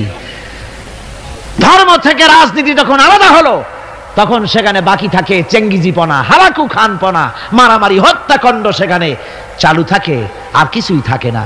ধর্ম ছাড়া রাজনীতি, তার নাম হচ্ছে প্রচন্ড দুর্নীতি। তার নাম কি? একটি প্রচন্ড দুর্নীতি। এক শ্রেণীর লোকেরা আজ বলছে যে ধর্ম আর রাজনীতি আলাদা। ধর্ম কোথায়? তাদের কথা হলো ধর্ম হলো পবিত্র জিনিস। ওই পবিত্র জিনিস থাকবে মসজিদে, পবিত্র জিনিস থাকবে মাদ্রাসায় আর খানকার ভেতরে। ওই পবিত্র ধর্ম রাজনীতিতে আনা যাবে না। ধর্মের প্রতি তাদের মহব্বত খুব। ধর্ম খুব পবিত্র।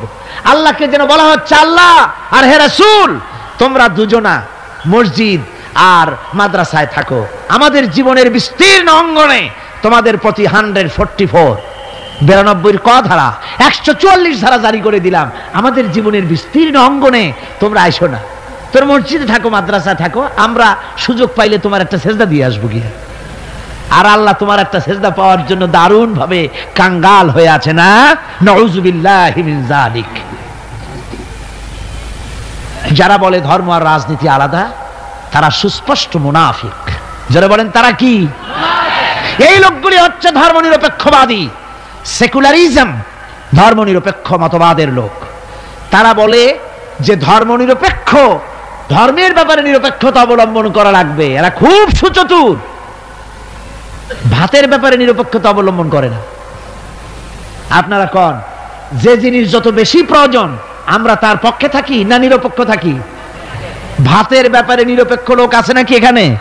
ডায়াবেটিসের রোগী ছাড়া ভাতের ব্যাপারে নিরপেক্ষ লোক নাই, সবই পক্ষে। আচ্ছা, ঘুমটা আমাদের জন্য জরুরি কিনা? এই ঘুমের আমরা পক্ষে না বিপক্ষে? নিরপেক্ষ আছে কেউ নাই। বিবাহ যারা করে নাই সেই সব যুবকদের জন্য বিবাহটা জরুরি কিনা? এই জরুরি বিষয়ের প্রতি যুবকদের কি মত? এ ব্যাপারে কি নিরপেক্ষ না পক্ষে? খুব জোরেই বলেছে পক্ষে। তাহলে বোঝা গেল যে জিনিস যত বেশি জরুরি আমরা সেইটার পক্ষে, আর যেটা জরুরত নাই আমরা সেটা পক্ষে নাই। তাহলে ধর্ম কি এতই অজরুরি বিষয় যে এইটার ব্যাপারেই আমরা শুধু নিরপেক্ষ হয়ে থাকবো? নাউযুবিল্লাহি মিন যালিক। ধর্মের ব্যাপারে নিরপেক্ষতা অবলম্বনকারী একটা রাজনৈতিক দল আমাদের দেশে কাজ করতেছে, ঠিক কিনা? ধর্ম নিরপেক্ষ মতবাদের সপক্ষে তারা কোরআনে কারীমের আয়াত বলে। তারা বলে মৌলভী সাহেবরা কি বুখারী পড়ে নাই? বুখারীর মধ্যে আছে লাকুম দীনুকুম ওয়ালিয়া দীন। আর অনুসারীরা তখন চিন্তা করে, বাপরে, আমাদের নেতি খান বুখারীও পড়ে, আজীব তামাশা। লা ইকরাহা ফিদ্দীন, এর মধ্যে ধর্ম নিরপেক্ষতার গন্ধ নাই। সূরাটির নাম হচ্ছে সূরা কাফিরুন। সূরাটির নাম কি? কাফেরেরা বলেছিল, হে মুহাম্মদ সাল্লাল্লাহু আলাইহি ওয়াসাল্লাম, ধর্মের ব্যাপারে আমাদের ভিতরে বড় ঝগড়াঝাটি প্রায় লেগে থাকে, সুতরাং ধর্ম নিয়ে বাড়াবাড়ি না করে আসো, আমরা এক কাজ করি, তোমরা কিছুদিন আমাদের প্রতিমাগুলির সামনে এসে একটু পূজা দিয়ে যাও, আর আমরাও কয়েকদিন তোমাদের মসজিদে গিয়ে আল্লাহর সেজদা দিয়ে আসবো। এইভাবে আমরা ধর্মকে 50-50 ভাগাভাগি করে নেই। কাফেরেরা, তোমরা যার ইবাদত করো আমরা তার ইবাদত করি না, আবার আমরা যার ইবাদত করি তোমরা তার ইবাদত করো না, সুতরাং লাকুম দীনুকুম ওয়ালিয়া দীন। সুতরাং তোমাদের ধর্ম তোমাদের জন্য, আমাদের ধর্ম আমাদের জন্য। তার মানে তোমরা তোমাদের ধর্ম নিয়ে থাকো, আমরা আমাদের ধর্ম নিয়ে থাকি। এটা কি নিরপেক্ষের কথা হলো না পক্ষের কথা হলো? ওই বেওকুফরা তারা মানুষকে বিভ্রান্ত করতে চায়, কোরআনে কারীমের আয়াতকে নাজায়েজ তরিকায় তারা ব্যবহার করে। আবার বলে লা ইকরাহা ফিদ্দীন, মৌলবীরা জানে না ধর্মের মধ্যে বাড়াবাড়ি নাই। কত বড় মুফাসসির এক একজন! ধর্মের মধ্যে বাড়াবাড়ি নাই, লা ইকরাহা ফিদ্দীন, ধর্মে বাড়াবাড়ি। এটা কিসের কথা? এই কথাটা হচ্ছে মুসলমানদেরকে বলা হচ্ছে, অমুসলিমদেরকে বাধ্যতামূলক ভাবে ভয় দেখিয়ে, প্রলোভন দেখিয়ে, ত্রাস সৃষ্টি করে কোন ক্রমে তাদেরকে মুসলমান বানানো যাবে না। ইচ্ছে করে যদি কেউ আসে ইসলামের সৌন্দর্যে মুগ্ধ হয়ে, মোস্ট ওয়েলকাম, তাকে গ্রহণ করো। বাড়াবাড়ি করা যাবে না, ভয় দেখানো যাবে না, লোভ দেখানো যাবে না। এটা হলো লা ইকরাহা ফিদ্দীন। আর এই বেওকুফরা এই আয়াতকেও নিয়েছে তাদের ধর্ম নিরপেক্ষতার ক্ষেত্রে। আমি জিজ্ঞেস করতে চাই, সেকুলারিজম দিয়ে যাদের মন মস্তিষ্ক ভরপুর, সেসব ভাইদেরকে জিজ্ঞেস করি, বিবেক দিয়ে চিন্তা করুন, ধর্ম নিরপেক্ষ আপনি কেন হবেন? দুনিয়ার কোন পয়গম্বর কি ধর্মের ব্যাপারে নিরপেক্ষ ছিলেন? আপনি যার উম্মত, আমরা যার উম্মত, বিশ্বনবী তিনি কি ধর্মের ব্যাপারে নিরপেক্ষ ছিলেন? রাসূলুল্লাহ রীতিমতো রাষ্ট্রপ্রধান ছিলেন, প্রেসিডেন্ট ছিলেন, সুবহানাল্লাহ পড়েন। 12.5 লক্ষ বর্গ মাইল শাসন করেছেন, প্রেসিডেন্ট ছিলেন মুহাম্মদ রাসূলুল্লাহ সাল্লাল্লাহু আলাইহি ওয়াসাল্লাম। জীবনে বহু যুদ্ধ করেছেন, এই যুদ্ধের কমান্ডার ইন চিফ ছিলেন, প্রধান সেনাপতি ছিলেন, সশস্ত্র যুদ্ধ করেছেন, মোকাবেলা করেছেন অস্ত্র নিয়ে। শ্রমিক হয়ে কাজ করেছেন, শ্রম সমস্যার সমাধান করেছেন। মসজিদে নববী ছিল এই রাজনীতির প্রাণ কেন্দ্র। মসজিদে নববী কি ছিল? রাজনীতির প্রাণ কেন্দ্র। রাসূলুল্লাহ এখানে বসেই রোম, শাম, পারস্য বিজয়ের পরিকল্পনা করতেন। এখানে বসেই উহুদ, বদর, হুনাইন, ইয়ারমুক যুদ্ধের সৈন্য রিক্রুট করেছেন মসজিদ নববীর ভেতরে বসে, এখানে বসে রাষ্ট্রদূতদের সঙ্গে সাক্ষাৎ প্রদান করেছেন, বিচার ফয়সালা করেছেন মসজিদের মধ্যে। আর আজ বলা হয় মসজিদের মধ্যে রাজনীতি বলতে দেওয়া হবে না। মসজিদের মধ্যে কেউ কি ইলেকশনের কথা, মসজিদের মধ্যে কেউ কি তার দলের কথা বলে? বলে কোরআনের রাজনীতির কথা। কিসের রাজনীতির কথা বলে? কোরআনের রাজনীতির কথা বলে। সুতরাং ধর্ম আর রাজনীতি আলাদা, এই কথা যারা বলে, এই সেকুলারিজমের লোকেরা, তারা শুনে রাখুন, ধর্মনিরপেক্ষ মতবাদ একটি কুফরি মতবাদ। এটি কি মতবাদ? জোরে বলতে হবে, এটা কি মতবাদ? এটি একটি কুফরি মতবাদ। ধর্ম নিরপেক্ষতার মানে হচ্ছে ধর্মহীনতা। ধর্মনিরপেক্ষতার মানে কি? ধর্মহীনতা। ওরা কোনদিন সব সময় বলবে ধর্মকে ব্যবহার করতেছে রাজনীতিতে। বেচারা তোমরাও ধর্মের কথা বলো না, তা ওরা বলবে না। ওরা ওদের কর্মীদেরকে কখনো নামাজের কথা বলবে না। যদি বলে, তা বলে এই জন্য, তোমরা নামাজ পড়ো মসজিদে যাইয়া দেখো কেউ রাজনীতির কথা বলে নাকি। নামাজ পড়ার জন্য নয়, রাজনীতি কেউ করে নাকি তা দেখার জন্য, গোয়েন্দাগিরি করার জন্য। হায় রে কপাল পোড়ার দল। আমার দেশে এই ভণ্ডামি ছিল না। ধর্মনিরপেক্ষ মতবাদ একটা ভণ্ডামি। জোরে বলেন, এটা কি?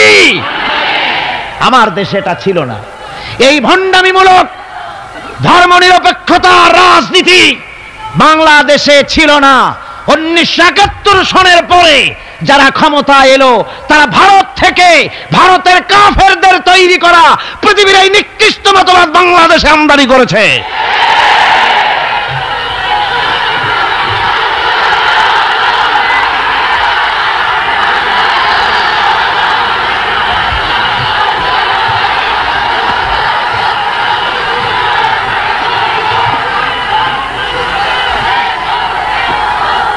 আমার মুসলমান ভাইয়েরা,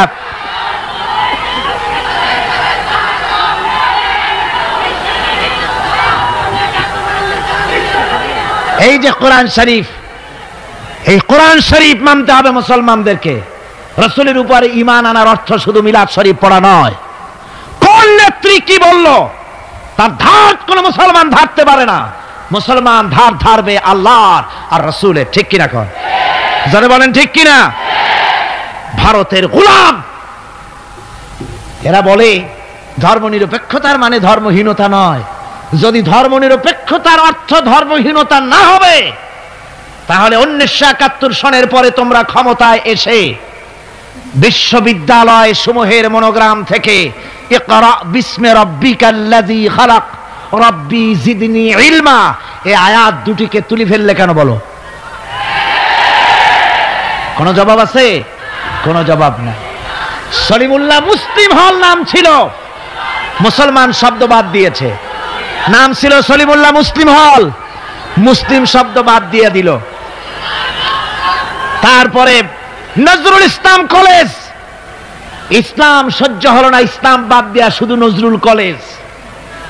ওদের যে দল, সেই দলটার নামের মধ্যেও একটা মুসলিম শব্দ ছিল। জি, ওদের দলটার নামের মধ্যে মুসলিম শব্দ ছিল, ছিল না? সেই শব্দটুকুনো তারা বরদাস্ত করে নাই। আমি ওদের দলের নাম নিতে চাই না, আপনারাই বুঝুন ওদের দলের নামের মধ্যে মুসলিম শব্দ ছিল কিনা। হিন্দুদের পাঁচাটা গোলাম, এই দলটি তাদের নাম থেকে মুসলিম শব্দকে বের করে দিয়েছে। এদের কাছে ইসলাম আর মুসলমান সবচাইতে সহ্যের বাইরে। তাই যখন ভারতে শত শত মসজিদ ভাঙে উগ্রপন্থী হিন্দুরা, তখন ভারতের ওই গোলাম দলটি শনি রাখরা ঘুরে বেড়ায়।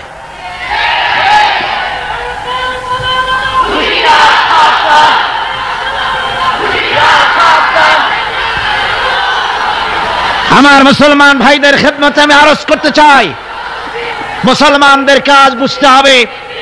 ধর্মনিরপেক্ষ মতবাদ মুসলমানদের জন্য জায়েজ নাই, হারাম। দুনিয়ার সব আলেম একমত, এই ফতোয়ার উল্টা কেউ ফতোয়া দিতে পারবে না। দুনিয়ার সব মুফাসসিরিন, মুহাদ্দিসিন, উলামায়ে কেরাম, মুফতি সব একমত, ধর্মনিরপেক্ষ মতবাদ কুফরি মতবাদ। কি মতবাদ? যারা বলেন কি মতবাদ? কোন মুসলমানের সন্তান যাকে মুসলমানের জন্ম দিয়েছে ধর্মনিরপেক্ষবাদের আন্দোলন করতে পারে না, হারাম হারাম।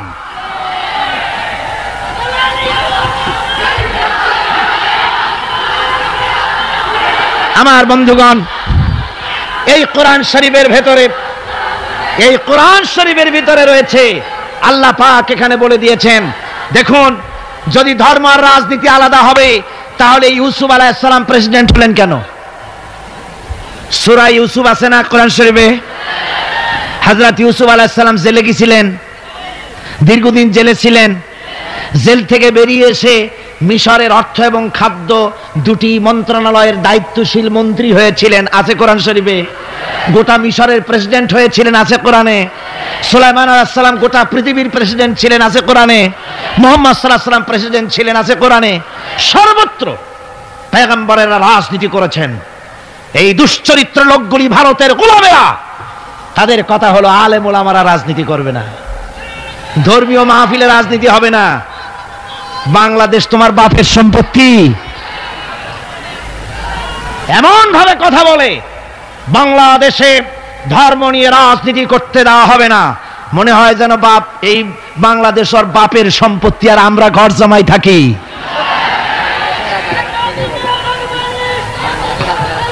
সুতরাং কোরআনের রাসূলের প্রতি ঈমানের অর্থ হলো, রাসূলুল্লাহ যে ধরনের রাষ্ট্র কায়েম করেছেন মদিনায়, ওই রকম রাষ্ট্র কায়েমের শপথ নিতে হবে, এর নাম রাসূলের প্রতি ঈমান, ঠিক কিনা?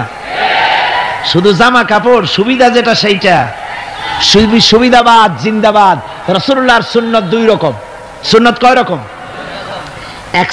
এক ধরনের সুন্নত আমল করা সহজ, আর এক শ্রেণীর সুন্নত আমল করা কঠিন, ঠিক কিনা? আমি কিন্তু সুন্নতের মর্যাদা সম্পর্কে কথা বলছি না, আমি বলছি আমলের ব্যাপারে ধরনটা। এক শ্রেণী রাসূলের কোন সুন্নতের কদর কিন্তু কম নয়, আকাশ আর জমিন বিক্রি করলেও রাসূলের একটা সুন্নতের সমান মর্যাদা হবে না। রাসূলের সুন্নত পালনের মধ্যে দুই ধরনের, একটা সুন্নত হচ্ছে পালন করা খুব সহজ, আর একটা পালন করা কঠিন। সহজ সুন্নত হলো চোখে সুরমা লাগানো, সহজ সুন্নত দুপুরে খাইয়া আরামে ঘুমানো, সহজ সুন্নত হলো কদু খাওয়া, সহজ সুন্নত খাবারের পরে মিষ্টি খাওয়া, এগুলি হলো সহজ সুন্নত। আর কঠিন সুন্নত হচ্ছে বদরের প্রান্তরে কাফেরদের মোকাবেলায় দাঁড়ানো। কঠিন সুন্নত হচ্ছে উহুদের ময়দানে দান মোবারক শহীদ করার সুন্নত। কঠিন সুন্নত হচ্ছে বাতিলের বিরুদ্ধে মানুষের তৈরি করা মতবাদকে উৎখাত করে আল্লাহর জমিনে আল্লাহর দ্বীন কায়েম করার সুন্নত। আমি আজ এই বিশাল জনতাকে জিজ্ঞাসা করতে চাই, আপনারা রাসূলের সহজ সুন্নত আমরা যেভাবে পালন করব, কঠিন সুন্নতটা পালন করতে রাজি আছেন? তাহলে বাংলাদেশের বুকে ধর্ম নিরপেক্ষতার মুখে লাথি মেরে কোরআনের রাজ কায়েম করতে রাজি আছেন? দুহাত উঁচু করে দেখান। আলহামদুলিল্লাহ, আলহামদুলিল্লাহ।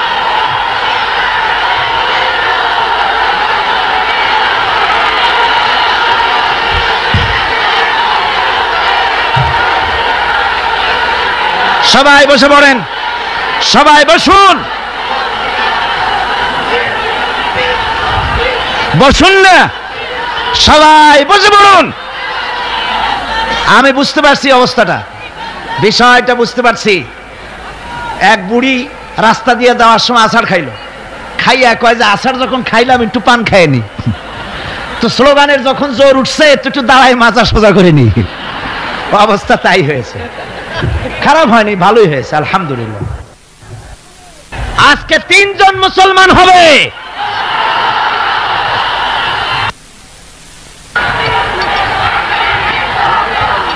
আমার ভাইরা, আলহামদুলিল্লাহ,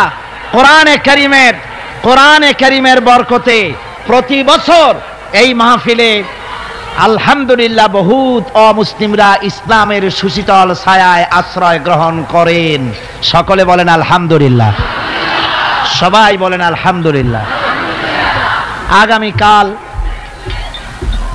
আগামীকাল এই মাহফিলের শেষ দিন, আর কয়দিন আছে? দেখতে দেখতে দিনগুলি সব ফুরিয়ে গেল, আর মাত্র একটি দিন আছে। এত বড় নিয়ামত আমাদের কাছ থেকে বিদায় হয়ে যাচ্ছে। এই নিয়ামতে শরীক হওয়ার জন্য কালকে হবে আখেরি মোনাজাত। কোরআনে কারীমের 5 দিন ব্যাপী তাফসীরের মাহফিলের মোনাজাত অত্যন্ত গুরুত্বপূর্ণ। সেই মোনাজাতে শরীক হওয়ার জন্য আগামীকাল দলে দলে চতুর্দিক থেকে মিছিল সহকারে গোটা শহর যেন মিছিলের শহর হয়ে যায়। কিসের শহর? মিছিলের শহর। গোটা শহর মিছিলের শহর হবে আগামীকাল। আর মিছিল হবে কোরআনের মিছিল। কিসের মিছিল? এক জান্নাতি দৃশ্যর অবতারণা ঘটবে আগামীকাল ইনশাআল্লাহ।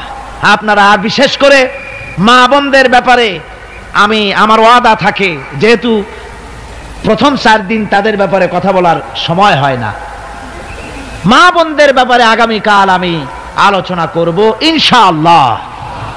বলা হয় নারীদের নাকি ইসলাম অধিকার বঞ্চিত করেছে। ইসলাম নারীকে অধিকার থেকে বঞ্চিত করেছে না অধিকার প্রতিষ্ঠিত করেছে? কোরআন এবং হাদিস দিয়ে আগামীকাল বলবো। আল্লাহর জাহান্নাম থেকে বাঁচার জন্য আল্লাহ ব্যবসার কথা বলেছেন। সেই ব্যবসায় পুঁজি কয়টা? 3টা। কয়টা পুঁজির কথা বললাম? 2টা বলেছি। কয়টা বলেছি? গতকাল বলেছি 1টা, আজকে বললাম 1টা। আগামীকাল হবে জিহাদ। আগামীকাল কি আলোচনা হবে? জিহাদ ফি সাবিলিল্লাহ।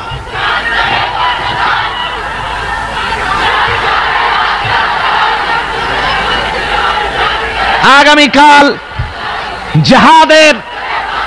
জিহাদের উপরে গুরুত্বপূর্ণ আলোচনা হবে। মা বোনদের ব্যাপারে আলোচনা হবে, অমুসলিম নাগরিকদের ব্যাপারে আলোচনা হবে, বাবরি মসজিদের ব্যাপারে আলোচনা হবে, বাংলাদেশের ভবিষ্যৎ সম্পর্কে আলোচনা হবে ইনশাআল্লাহ। সে আলোচনায় শরীক হবেন আপনারা। দলে দলে আগের থেকে চলে আসবেন। আর মেহেরবানি করে মাঝখান থেকে হাঁটার নিয়ত করে আসবেন না। উজু করে টাইট হয়ে বসবেন, যাতে আখিরি মোনাজাত করে আপনি উঠতে পারেন। মনে থাকবে তো? এর উল্টা পাল্টা যেন না হয়। এখন জনাব বদিউল আলম সাহেব কিছু কথা বলবেন বোধহয়। 3 জন ইসলাম গ্রহণ করবেন, ইসলাম কবুল করতে এসেছেন। তার মধ্যে 1 জন মহিলা, 2 জন পুরুষ। মহিলা পূর্ব নাম রিনা বড়ুয়া, বর্তমান নাম পছন্দ করেছে মুসাম্মাদ সাকিনা খাতুন। পুরুষ নাম রতন মণ্ডল, বর্তমান নাম পছন্দ করেছে মোহাম্মদ সেলিম। আর শ্রী গণেশচন্দ্র সরকার, বর্তমান নাম পছন্দ করেছে মোহাম্মদ ওসমান গনি। এই 3 জনকে এখন ইসলাম কবুল করানো হচ্ছে। মহিলা যিনি, তিনি পর্দার আড়ালে আছেন। এখানে মাইকে আমি যা বলছি আপনি পর্দার আড়ালে থেকে আপনি উচ্চারণ করবেন আমাদের সাথে। লা ইলাহা ইল্লাল্লাহু মুহাম্মাদুর রাসূলুল্লাহ। আল্লাহ ছাড়া কোনো ইলাহ নাই, উপাস্য নাই, মাবুদ নাই। মুহাম্মদ সাল্লাল্লাহু আলাইহি ওয়াসাল্লাম আল্লাহর প্রেরিত রাসূল। আশহাদু আন লা ইলাহা ইল্লাল্লাহু ওয়াহদাহু লা শারীকা লাহু ওয়া আশহাদু আন্না মুহাম্মাদান আবদুহু ওয়া রাসূলুহু। আমি সাক্ষ্য দিচ্ছি আল্লাহ ব্যতীত কোনো ইলাহ নাই, মাবুদ নাই, উপাস্য নাই। আমি আরো সাক্ষ্য দিচ্ছি মুহাম্মদ সাল্লাল্লাহু আলাইহি ওয়াসাল্লাম আল্লাহর বান্দা এবং প্রেরিত রাসূল। আল্লাহ এক, একক, তার কোনো অংশীদার নাই। সকলকে সালাম জানাই। আসসালামু আলাইকুম। আল্লাহর এই 2 বান্দা আলহামদুলিল্লাহ এখন আমাদের ভাই হয়ে গেল। আমাদের কি হয়ে গেল? আমি গতকালও বলেছি, রাসূল পাক সাল্লাল্লাহু আলাইহি ওয়াসাল্লাম বলেছেন, যখন কোনো অমুসলিম ইসলাম কবুল করে তখন আল্লাহ রাব্বুল আলামিন তার আমলের সমস্ত গুনাহ খাতাকে মাফ করে দেন। সবাই বলেন সুবহানাল্লাহ। এখনো 2 ভাই, আর ভেতরে যিনি আছেন যে মহিলা, এনারা 3 জন একদম মাসুম বেগুনাহ নবজাতক সন্তানের মতোই হয়ে গেল। আলহামদুলিল্লাহ। এই বিশাল জনসমুদ্রের পক্ষ থেকে আমি তাদেরকে আলিঙ্গন করছি। নারায়ে তাকবীর, আল্লাহু আকবার, নারায়ে তাকবীর, আল্লাহু আকবার। গতকাল আমার কাছে খবর এসেছে যে কলকাতা থেকে, পশ্চিমবঙ্গ থেকে অনেক লোক আসছে এখানে মাহফিলে, সপরিবারেও আসছে। এক ভদ্রলোক, তার স্ত্রী অপারেশন, সে অপারেশন ভালো করে সুস্থ হয়নি, তারপরেও তাদের প্রাণের দাবি কোরআনে কারীমের তাফসীরে মাহফিল তারা শুনতে আসবে। তার ছেলেরা অযোধ্যায় পড়াশোনা করে, যেখানে বাবরি মসজিদ ভাঙা হয়েছে, মাদ্রাসায় পড়াশোনা করে। তার স্ত্রীকে নিয়ে আসার সময় বেনাপোল বর্ডারে ওই হিন্দু পুলিশেরা তার কাছ থেকে তার পাসপোর্ট, তার টাকা পয়সা, বউর কাছের পয়সা করে সব সিনায় রেখে দিয়েছে। ভদ্রলোকের নাম আলী আসগর। তিনি গতকাল এই মঞ্চে এসেছিলেন, আজকে আসছেন কিনা জানি না। কালকে তিনি আমার কাছে দোয়া চেয়ে চিঠি লিখেছেন, তার এক বন্ধু, তার জন্য আজকে দোয়া হবে। এ ধরনের দেশি বিদেশি বহু লোক এখানে আসে। ভারতের ব্যাপারটা আমাদের গভীরভাবে জানতে হবে। তারা আমাদের ব্যাপারে, আমাদের সংসদে ভারতের বাবরি মসজিদ ভাঙ্গার ব্যাপারে নিন্দা প্রস্তাব গ্রহণ করা হয়েছে, জানেন তো আপনারা? সেই নিন্দা প্রস্তাব গ্রহণ করতে গিয়ে ভারতীয় দালালদের অনেক প্রতিরোধের মুখে এই নিন্দা প্রস্তাব গৃহীত হয়েছে। কিন্তু তারপরে ভারত যে ভাষায় বাংলাদেশকে কথা বলেছে, মনে হয়েছে বাংলাদেশ যেন ভারতের কাছে ভুটান অথবা সিকিমের মতো। এই বেয়াদবির দাঁত ভাঙ্গা জবাব আগামীকাল দেওয়া হবে ইনশাআল্লাহ। বাংলাদেশ তোমার আশ্রিত কোন রাষ্ট্র নয়। স্বাধীনতা যুদ্ধের সময় কিছু শরণার্থীদের আশ্রয় দিয়েছিলে তোমরা, কিন্তু শরণার্থীদের জন্য তোমরা একটা আড়তদারি খুলেছিলে। সে আড়তদারির সমস্ত খরচ সুদে আসলে তোমরা উসুল করেছো। দেশ স্বাধীন হওয়ার সাথে সাথে বাংলাদেশ থেকে 30,000 কোটি টাকা লুট করেছে ভারত সরকার। এর প্রতিবাদ করেছিলেন সর্বপ্রথম বাংলাদেশের শ্রেষ্ঠ মুক্তিযোদ্ধা মেজর জলিল। তাকে সেই সরকার কারারুদ্ধ করেছিল সেই সময়। আল্লাহ মেজর জলিলকে জান্নাত দান করুন। আমিন আমিন। রব্বানা যালামনা আনফুসানা ওয়া ইন লাম তাগফির লানা ওয়া তারহামনা লানাকুনান্না মিনাল খাসিরিন। রব্বানা লা তুযিগ কুলুবানা বা'দা ইয হাদাইতানা ওয়া হাব লানা মিন লাদুনকা রাহমাতান ইন্নাকা আনতাল ওয়াহ্হাব। রব্বুল আলামিন, গভীর রাত পর্যন্ত তোমার বান্দারা বান্দিরা দীর্ঘক্ষণ ধরে আমরা তোমার কোরআনের কথা শুনেছি। আল্লাহ তুমি দয়া করে মেহেরবানি করে সবটুকুন জনাবে মুহাম্মদ রাসূলুল্লাহ সাল্লাল্লাহু আলাইহি ওয়াসাল্লামের রূহ মুবারকে পৌঁছে দাও। সারা জীবন ধরে যত গুনাহ আমরা করেছি আল্লাহ তোমার কাছে বিনীতভাবে মাফ চাই। আমাদের জিন্দেগির গুনাহ খাতা মাফ করে দাও রব্বুল আলামিন। আমাদের মা বাপ যারা দুনিয়া থেকে বিদায় গ্রহণ করেছে, মা বাপের কবরগুলিকে জান্নাতের টুকরা বানায়া দাও। মা বাপ আমাদের যাদের বেঁচে আছে সুস্থ রাখো, ভালো রাখো, ঈমানের সাথে রাখো। রব্বির হামহুমা কামা রাব্বায়ানি সগীরা। আয় আল্লাহ রব্বুল আলামিন, এ বিরাট বিশাল তাফসীরুল কোরআন মাহফিল আর একটি দিন আমাদের সামনে আছে। আল্লাহ তুমি দয়া করে মেহেরবানি করে আগামী দিনটা তোমার কুদরতি নিজাম দিয়া চালাইয়া দিও। তোমার বান্দা বান্দীদেরকে স্রোতের মতো এই বিশাল প্যান্ডেলে সকলকে সমবেত হওয়ার তৌফিক দিও রব্বুল আলামিন। আর যারা তোমার দ্বীনের কথা বলবেন সহিভাবে সুন্দরভাবে দ্বীনের কথাগুলি বলার তৌফিক দিও। আমি দোয়া চাই আপনাদের কাছে, প্রায় প্রত্যেক দিন কথা বলতে হয়। দোয়া করুন কোরআনের কথাগুলি বলার জন্য যেমন স্বাস্থ্য আর কণ্ঠস্বরের প্রয়োজন, আল্লাহ যেন দয়া করে তার এই নগণ্য গোলামকে দান করেন। আপনারা দোয়া করুন আওলাদ রাসূল সৈয়দ আব্দুল আহাদ আল মাদানী আমাদের জন্য একটা নিয়ামত, বাংলাদেশের জন্য।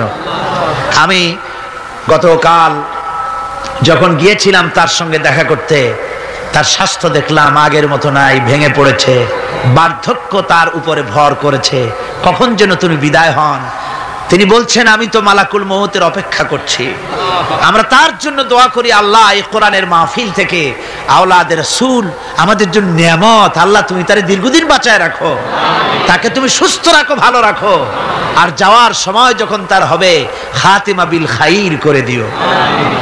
রব্বানা تقبل منا إنك أنت السميع العليم وتب علينا إنك أنت التواب الرحيم سبحان ربك رب العزة عما يصفون وسلام على المرسلين الحمد لله رب العالمين واجعل آخر كلماتنا عند الموت لا إله إلا الله محمد رسول الله. السلام عليكم ورحمة الله.